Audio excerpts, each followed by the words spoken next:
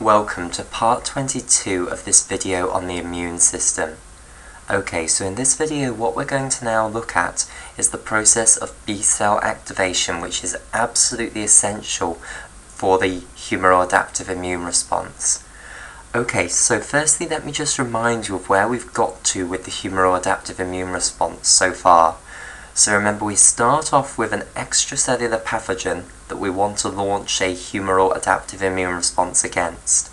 The first step then is that antigen-presenting cells, macrophages and dendritic cells, are going to phagocytose that extracellular pathogen and chop up all of its antigens and present fragments of those antigens on their surface in the context of MHC class II protein complexes.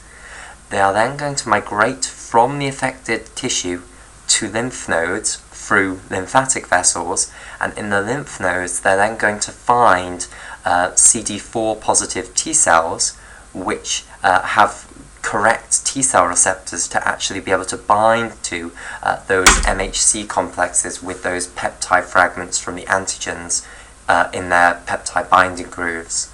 So they're going to activate CD4 positive T cells. Those CD4 positive T cells are then going to divide and divide and divide, so you'll get clonal expansion, and then differentiation is going to follow. So the cells will differentiate into either memory CD4 positive T cells, or they will differentiate into effector helper T cells. And remember, a helper T cell is the same as a CD4 positive T cell. Now, we discussed all the different types of effector helper T cells that you can get here. We discussed T helper 1, T helper 2, T helper 17 and T follicular helper, and we discussed these side functions of secreting certain cytokines. However, absolutely all of them are capable of participating in the activation of B cells, and the reason they're all capable of participating in the activation of B cells is the essential molecule for the activation of B cells is CD40 ligand, which when any naive CD4 positive T cell differentiates into an effector CD4 positive T cell, it will start expressing CD40 ligand. Okay, we will see that because T helper 2 and T follicular helper secrete interleukin 4, they are particularly good at activating B cells, but all four of these types can activate B cells. And I'll remind you that we will have these helper T cells disseminated all over the body in lymph nodes, i.e. where these B cells are present, we're going to also have these helper T cells present ready to help with the activation of the B cells. So that's a reminder of where we've got up to now. So let's now actually see the process of B cell activation, and it's not initially going to require T cell help. T cell help is going to come in later on. Okay, so what we're going to be doing then is we're going to be following the story of a certain antigen. So what I'm going to have here is I'll start by drawing a picture of my pathogen. So here is the pathogen that is causing all of this trouble, and let's say that the pathogen has some surface antigen here, which is the antigen that we're going to follow the adaptive immune response against. So remember, you will most likely launch absolutely loads of different adaptive immune responses at the same time against this one pathogen, because it will have loads of different antigens, loads of different epitopes of the same antigen. We're just going to follow one of these adaptive immune responses.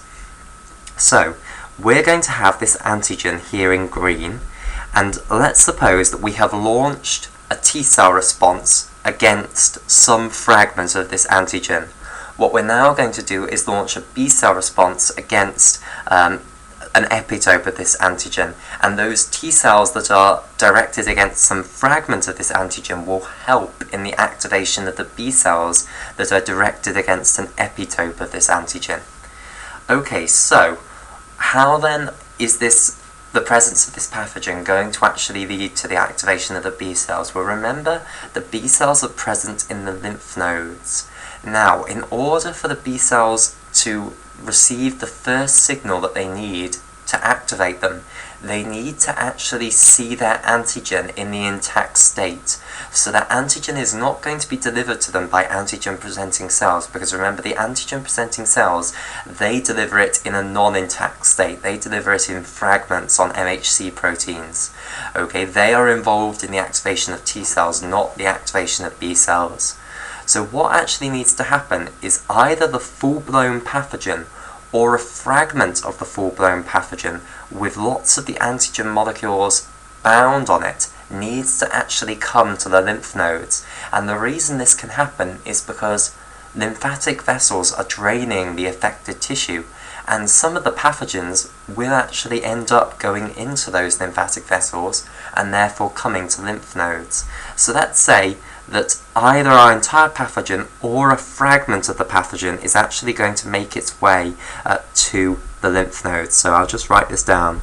So what's now going to actually happen is the entire pathogen or a fragment of the pathogen. And where will these fragments of pathogens come from? Well, as part of the phagocytosis process, occasionally the phagocytosis process doesn't completely, well, not occasionally, often, especially with neutrophils, the phagocytosis process doesn't completely destroy everything to do with the pathogen. Instead, what happens is the pathogen is broken down into loads of fragments, and some of these fragments will leak out of the neutrophil, end up in the tissue fluid, and these can then find their way into lymphatic vessels and go up to lymph nodes. So that's where fragments of pathogens can come from. Okay, all that's important is that we've got some large molecule with lots of the antigen molecule that we are going to launch a B cell response against attached to it in order to actually activate the B cells.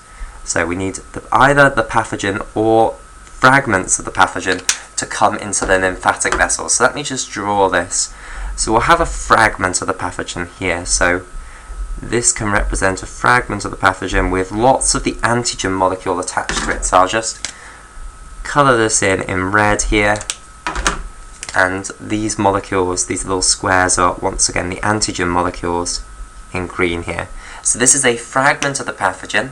It's now going to go up the lymphatic vessels and it's going to go to the lymph node, and of course in the lymph node it's then going to have to find its way from the marginal sinus of the lymph node to the medullary sinus of the lymph node, and that will involve going through all of the lymphocytes, and now it's going to come into contact with loads of B cells, and it's these sort of things coming into the lymph nodes from the affected area which are going to activate B cells. So let's say that in this lymph node we have a B cell which has an immunoglobulin design that has an antigen binding region that can actually recognize and bind to a specific epitope of this antigen. So let's say it will be this epitope that I'm now circling in here on all of the antigen molecules that is actually going to be recognized by the B cell receptor or the immunoglobulin design for our B cell. Okay, what's of course going to happen is the B cell that's sitting in the lymph node is going to have loads of B cell receptors all over its surface, and now what's going to happen is this is going to be able to bind to those B cell receptors on the surface of the B cell, and that's going to activate the B cell. What I do want to do is discuss the signaling pathway in a little bit more detail, just like we did for the T cell receptor activation, and this again requires us to study the B cell receptor complex in a little bit more detail. So you'll remember back to when we were studying the activation of the T cell receptor. The T cell receptor did not just sit in the cell membrane on its own, instead it was in a complex with loads of other proteins. It's the same story for the B cell receptor. The B cell receptor sits in the membrane of the B cells in a complex with 4 other proteins, and it's those 4 other proteins that I just wanted to discuss because they're actually very important in the intracellular signaling cascade that's going to follow once this fragment of antigen has bound to the B cell receptors on the surface of the B cell. So let me now just discuss what is known then as the B cell receptor complex, so the B cell receptor BCR complex. Okay, so I'll draw the cell membrane here, and I'll put initially just the B cell receptor, which will be an IgM or an IgD immunoglobulin molecule that is membrane bound into the membrane. And then I'll show the additional proteins that are going to sit alongside that B cell receptor to make the B cell receptor complex. So here comes the IgM or IgD immunoglobulin molecule that's membrane bound, i.e. the actual B cell receptor. So here are the two heavy chains, and here are the two light chains. And I'll put the disulfide bonds in like so. So we'll have the two heavy chains coloured in here in green, and we'll have the two light chains coloured in here in red. Okay, so this is our B cell receptor, and now what I want to show is some additional proteins that are bound with the B cell receptor to form the B cell receptor complex. So I'll just actually firstly label this up. So this is the B cell receptor, which is an IgM or an IgD molecule that is membrane bound. Now let me draw on the additional proteins that are not part of the B cell receptor but which are going to participate in the B cell receptor complex. And these are known as immunoglobulin alpha and immunoglobulin beta proteins. So you have two immunoglobulin alpha proteins that are going to bind to the B cell receptor as part of the B cell receptor complex, and these are integral membrane proteins. And you have two immunoglobulin beta proteins that are also going to be integral membrane proteins and which are going to bind to the B cell receptor as part of the B cell receptor complex. So I'll now colour these in. So we'll have the immunoglobulin alpha protein coloured in here in blue. So these are Ig alpha proteins. So I'll underline this in blue. And then we have two immunoglobulin beta proteins here in orange. Okay, so this now is the full B cell receptor complex, Ig beta here. So this is the way that B cell receptors in the cell surface membrane of the B cell are actually going to exist. They're going to have these four additional proteins bound to them, and the whole thing is then called the B cell receptor complex.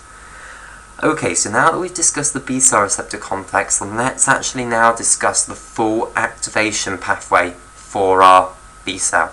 So, as I say, what's going to happen is either the entire pathogen, which is covered in our antigen, or some fragment of the pathogen, which has lots of the antigen molecules bound to it, is going to come through the lymphatics to the lymph node, where this B cell that has an immunoglobulin design that can actually bind to this epitope of the antigen is actually present.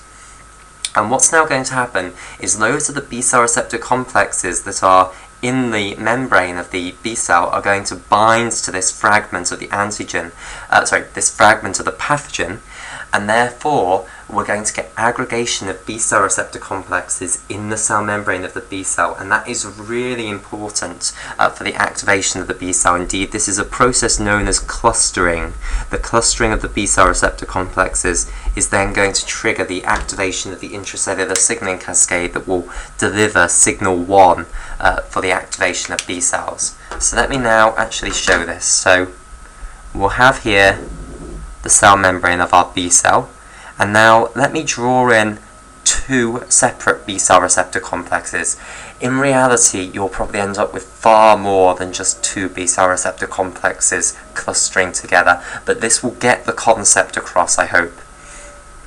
So let me draw this. So firstly we'll go for the two B cell receptors themselves. So here is the first B cell receptor, an IgM or IgD membrane bound molecule, and now I'll put in the second one here. So here is our second B cell receptor, which will be identical of course to this one because they're on the same B cell, like so.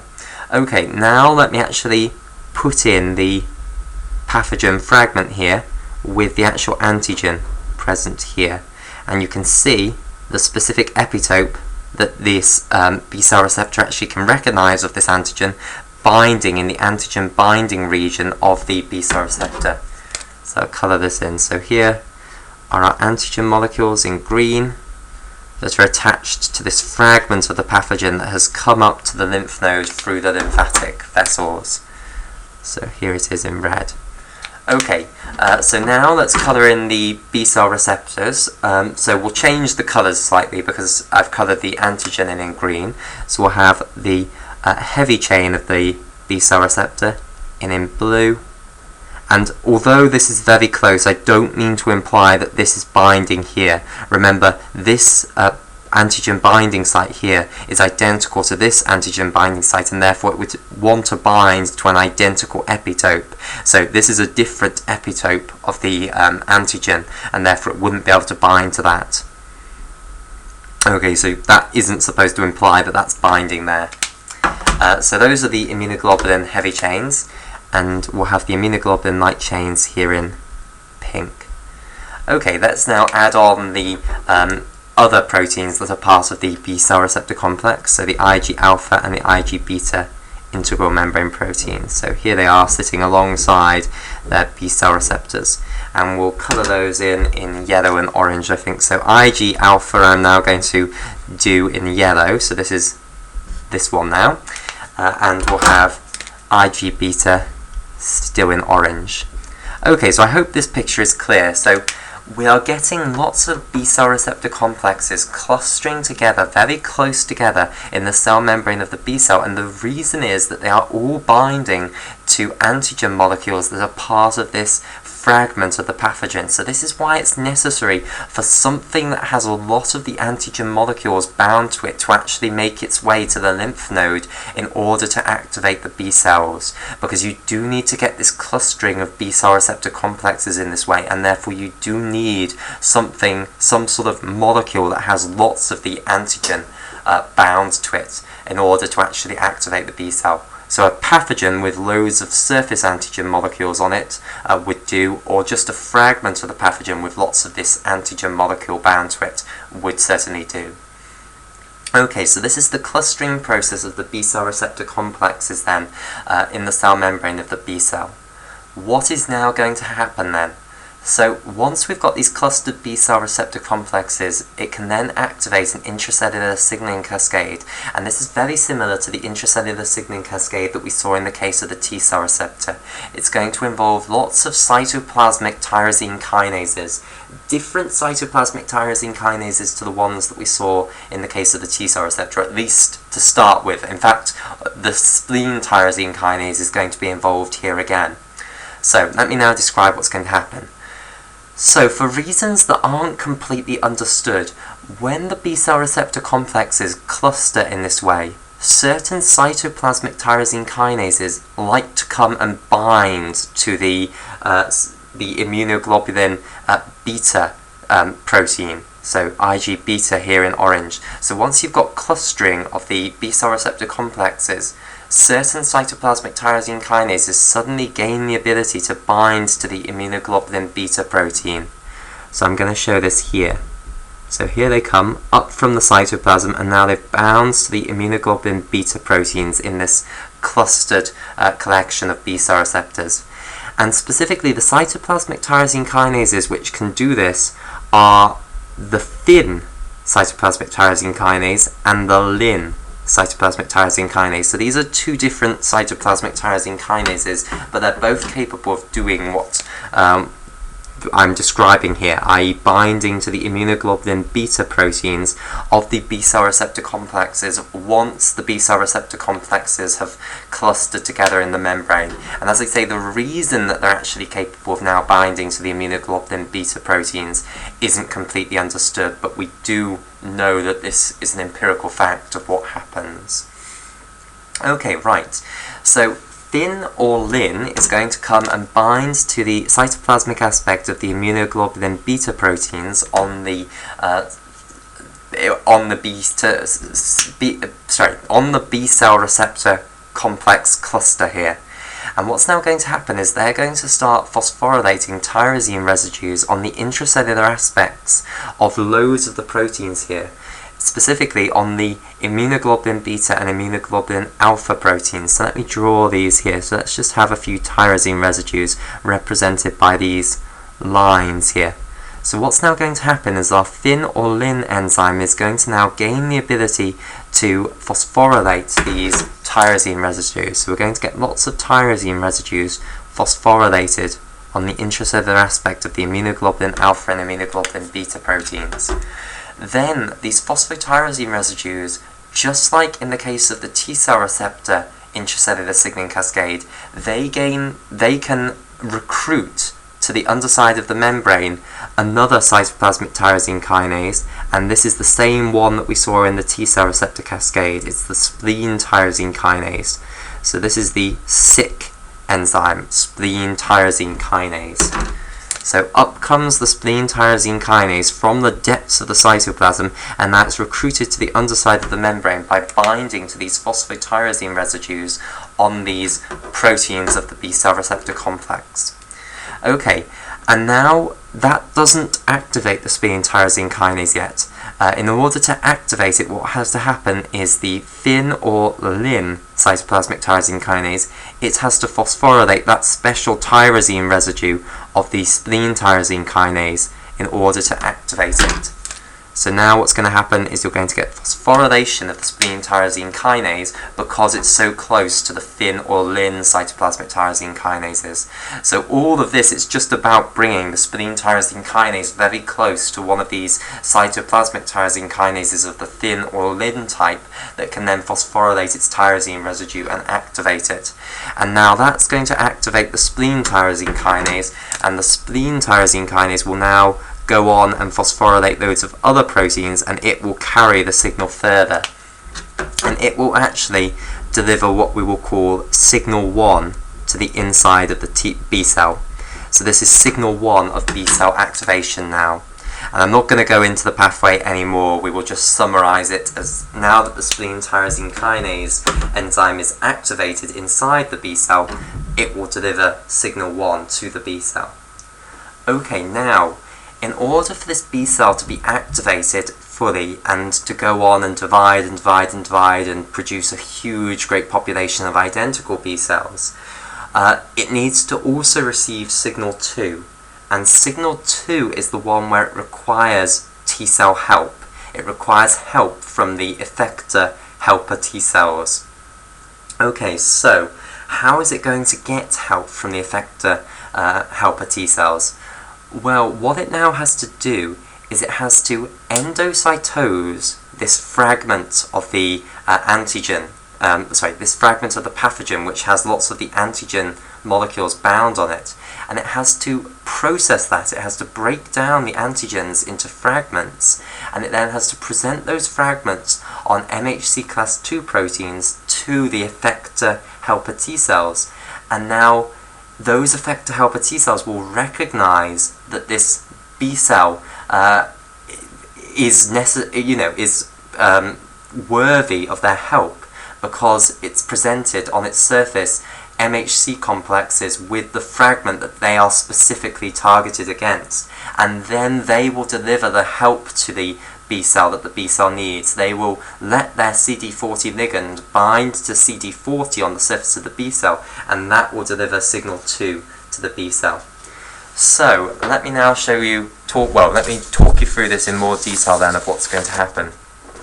So what's now going to happen is the B cell is going to endocytose this fragment of the pathogen here that is bound to the B cell receptors, and of course it could be a full pathogen, so they're going to endocytose this fragment of the pathogen, or indeed it might be the full pathogen, into a phagosome as before, and then what's going to happen is, just like the other antigen presenting cells, the macrophages and the dendritic cells, the fragment of the pathogen or the entire pathogen is going to get broken down, so you're going to fuse lysosomes with the phagosome, and these will break down the antigen molecules of the pathogen or of the pathogen fragment, and the B cells will also produce MHC class II, and it will go through the exact pathway as shown here, so you'll get invariant chain molecules bound to the MHC class II whilst it's in the rough endoplasmic reticulum.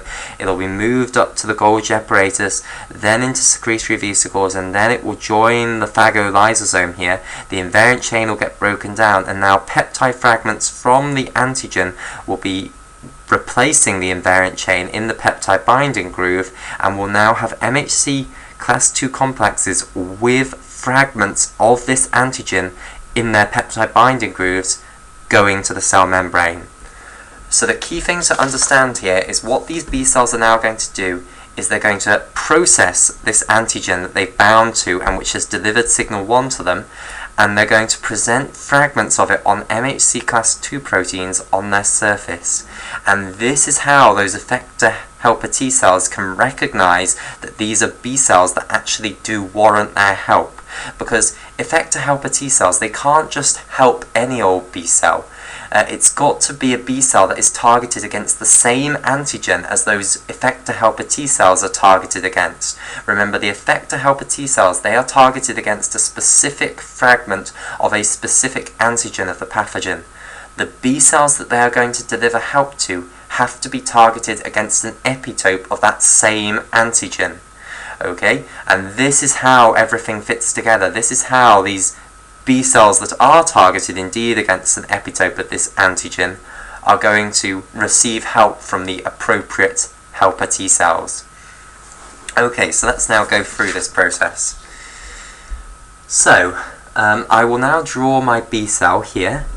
So, here is my B cell that has received signal 1 for activation so far, and it's now phagocytosed this pathogen fragment or the entire pathogen, which had all of these antigens on its surface that caused the clustering of the B cell receptors. It's processed the antigen and it's presented loads of fragments of that antigen on its surface on MHC class II molecules. So in fact we do refer to B cells as antigen presenting cells. So you do call B cells an example of an antigen presenting cell, and the reason is that really the definition of an antigen presenting cell is any cell that can use MHC class II. So remember, we know that pretty much all nucleated cells in the body can use MHC class I. The special feature of an antigen presenting cell is that it can use MHC class II. Now, it's the dendritic cells and the macrophages which are really capable of activating activating T cells. They're the ones that perform the role of actually activating T cells.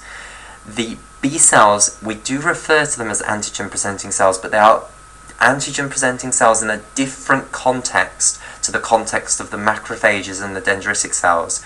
They don't really activate T cells. Instead, they are going to receive activation from T cells. So the reason that these B cells have MHC class II is very different to the reason that the dendritic cells and the macrophages have MHC class II. The role of the dendritic cells and the macrophages is to activate the T cells. The role of the MHC class II on the B cells is to receive activation from T cells. So it's a different type of antigen presenting cell to the macrophages and dendritic cells. But we do refer to it as an antigen presenting cell. So here then, this is the MHC class II protein complex, and then bound in the peptide binding groove, there is the fragment of this antigen. And of course, the B cell will coat itself in a huge number of different fragments of the antigen. You had a lot of different antigen molecules in that pathogen fragment that it had bound to. So it's going to cut up the antigen in loads of different ways, and hopefully it will end up cutting one of those antigens up in the correct way that it gets the specific antigen fragment that these helper T cells are armed against on one of its MHC class II molecules. So here, this is the MHC class II protein complex in green, and this is the peptide fragment in the peptide binding groove of that MHC class II protein complex. So this is our B cell here. Okay, so what's now going to happen is the B cell that has phagocytosed this fragment of the pathogen or the entire pathogen, whatever it was that was delivering signal 1, and has now presented these fragments of the antigen that it's directed against on its surface, is going to migrate to the outer portions of the B cell follicle. So let me just try and get back up the picture of a lymph node. So here's the picture I drew long ago of a lymph node. Now remember, the B cells are going to be present in these B cell follicles. Where are the T cells present? They're going to be present in the outer portions, so all of this orange material.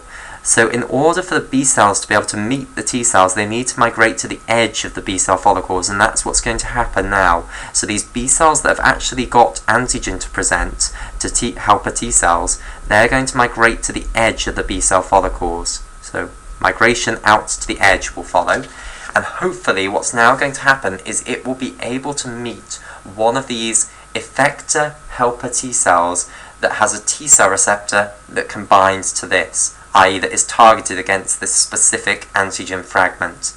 So let me now draw what's going to form, and it's going to be another one of these complexes that we've seen many times before. Okay, so this here, this is our effector helper T cell, so TH cell here.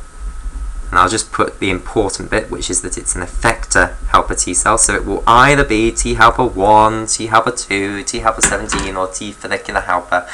But we're not going to hugely distinguish between the different types because they are all capable of doing the same thing. So this is an effector helper T cell, and this is the B cell. And now, of course, what's going to happen is the T cell receptor of this effector helper T cell is going to be able to bind to this MHC class II complex with the peptide fragment in its peptide binding groove, like so. So, of course, this molecule here, which I'll just colour in red, this is the T cell receptor, like so. And of course, there's another molecule that's going to be involved in this complex, which is the co-receptor for MHC class II. This is a helper T cell, so it will have CD4 on its surface, and the CD4 is the key co-receptor for this interaction with the MHC class II peptide fragment complex. So I'll colour the CD4 in yellow up here. Okay, right, so this complex is going to form, and by the way, I don't think I've actually given you the name for this sort of a complex that forms here. This is often referred to as an immune synapse. So when this sort of a interaction forms between cells, and we've seen it all the time. I mean, we saw it in the context of the cytotoxic T cells where they were recognizing infected host cells. All these sort of interactions like this where you've got a T cell receptor with the co-receptor binding to an MHC protein complex, these are known as immune synapses. So just an additional little piece of terminology there. So an immune synapse will form then between our B cell that has received signal 1 and our effector helper T cell. And now the effector helper T cell is going to give permission to the B cell to actually activate. This is a protection, basically. This is another way that you prevent autoimmune responses from occurring. So actually, I think I will do a little bit of a speech here. So you might be wondering, what on earth is the point of this? What on earth is the point of needing help from helper T cells? I mean, we've produced these B cells which can produce immunoglobulin molecules against a certain epitope of the antigen. The epitope has presented itself, you know, this great big fragment of the pathogen has come to the lymph node. It's very evident, therefore, that the immune response should be initiated. Why is signal 1 not enough to activate the B cell? Why shouldn't it be enough? Okay, why can the B cell, after having received this, not just divide and divide and divide and divide? Why would you not want that? Well, it's about having another layer of protection against autoimmune responses. The idea is that, I know we said that we were going to have a central tolerance process for B cells, and indeed there is a very strong central tolerance process for B cells. When you produce new B cells, they are checked very rigorously. They stay in the bone marrow for a very long time whilst cells of the bone marrow check that these B cells cannot bind to epitopes of self-peptides. However, things might go wrong, and you might end up producing B cells that have an immunoglobulin design that can actually bind to epitopes of self-peptides. If we just had signal 1 as enough to activate a B cell, then these B cells will be able to just find a little fragment that contains lots of their self-peptide attached to it, and then they'd be able to divide and divide and divide, and they'd be able to produce loads of secreted immunoglobulin molecules, i.e. antibodies, against that peptide, and it will cause an autoimmune disease, an autoimmune attack.